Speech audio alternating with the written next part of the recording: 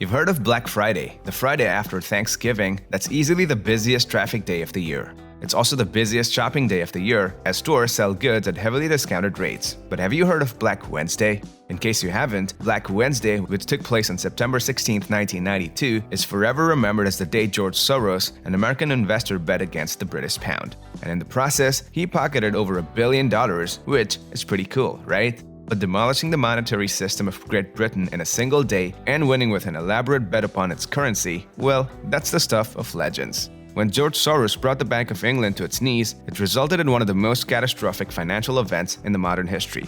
How? You're about to find out in this video. To understand how a man single-handedly cashed out such a huge amount of money from the Bank of England, just like taking candy from a baby, well, you gotta know the backstory. You'll need some basic knowledge of how exchange rates between countries work, how hedge funds make trades, and the macroeconomic tools governments use to fuel economies. Even though the event happened almost 3 decades ago, it is important to be aware of the fact that Soros made this bet at a very different age. Back then, hedge funds were relatively unknown and uncommon. The 24-hour news cycle was still a new thing, and capital flow restrictions between different countries were just being loosened. It was the perfect storm for George Soros. After the Second World War, several European countries decided to integrate their economies more securely with each other. The reason for this was that economic cooperation would foster interdependence and peace within the region and prevent the outbreak of another catastrophic war. This led to the creation of the European Union, which didn't assume its current system of a single currency until 1999.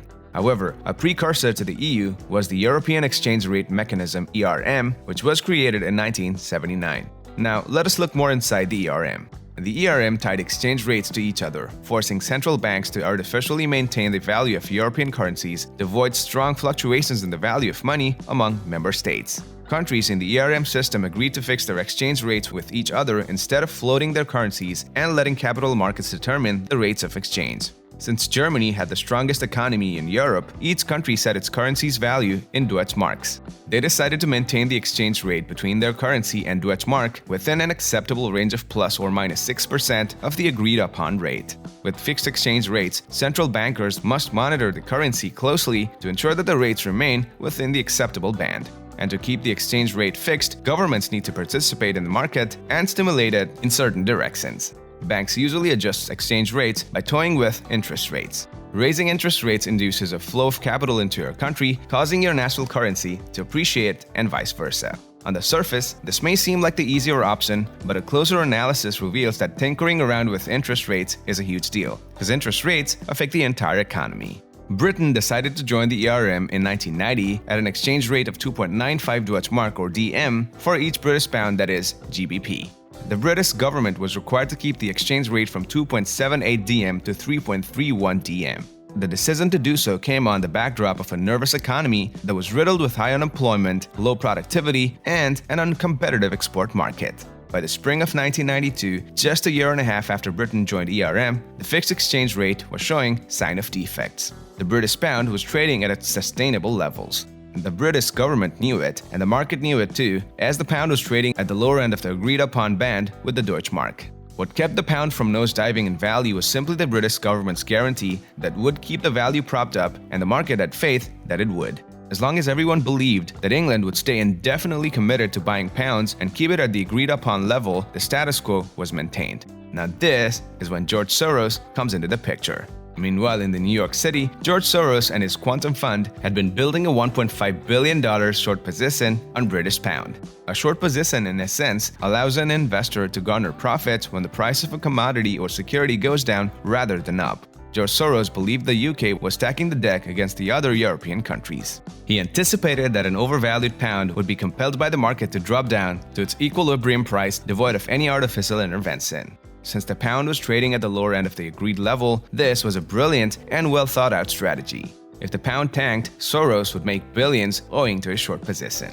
But before 1992, other financial managers too, including Paul Tudor Jones and Bruce Kovner, had developed similar concerns, and they also started betting against the Bank of England and the British government. The Bank of England refused to lower the price of the pound despite market sentiment, inflation, and a general push for lower prices. The central bank pumped more money into the system by exchanging the Deutschmark for pounds in a desperate attempt to maintain the ballooned price of the pound. Sir John Major, the Prime Minister and leader of the Conservative Party at the time, raised interest rates to 10%. He further authorized billions in support funds to buy more pound sterling from other markets. Any increase in the value of the currency is virtually impossible given the fact that market was now convinced that the pound was overpriced. It was already trading at low levels and required support from the Bank of England to remain on its current level. And so on Wednesday morning, 16th of September 1992, Soros and his fund increased their short position against British pound from $1.5 billion to $10 billion.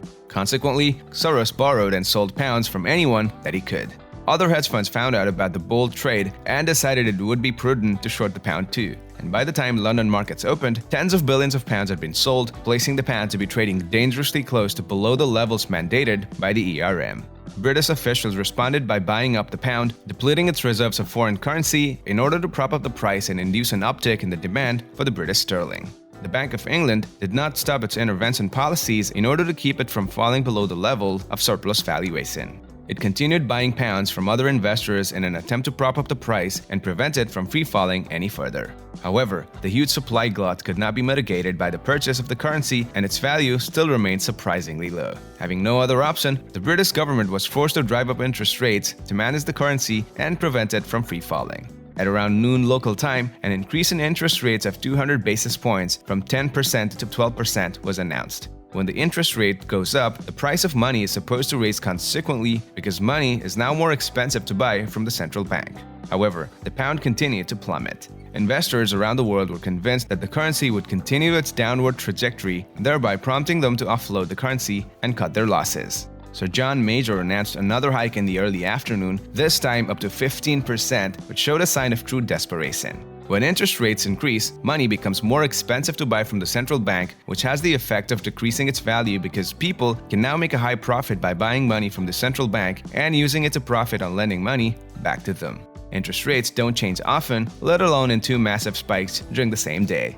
And as you can guess, this caused the situation to only get worse. Investors expected Britain to have to devalue its currency because they knew that interest rate hikes wouldn't be enough and it would be impossible to buy back all the pounds. Later at night, Britain left the ERM and would float its currency on the open market, making a decisive victory for currency speculators like Soros. Once the currency was floated, the pound fell 15% versus the Deutschmark and 25% versus the US dollar. While on the other hand, the value of the quantum fund increased almost instantly from $15 to $19 billion when the pound was introduced to the open market. A few months later, the fund was worth almost $22 billion. Soros and his partners made at least 20% of that $7 billion upside, which is at least $1.4 billion. British financial history now refers to September 17, 1992 as Black Wednesday. George Soros, however, probably calls it something like Awesome Wednesday. Nevertheless, it was the day of the total and utter fiasco of Britain's monetary policy. Alright guys, that's it for the video about how George Soros broke the Bank of England. What do you think? How do you see George Soros? Was he a brave investor who took a position against the colonial empire, or was he an opportunist that traded in global misery? Depending on where you stand on the political spectrum, this story may have a different ring to it. George Soros is the man that broke the Bank of England, changed the course of modern history, and still continues to deliver on his work, even though he is 90 years old now. This man is one brilliant economic mind, and Black Wednesday is the proof. Let us know in the comments your thoughts about George Soros and his doings. Please leave a thumbs up and share the video if you liked it. For more content like this, subscribe to our channel and hit the notification bell to never miss an upload. See you guys in the next one.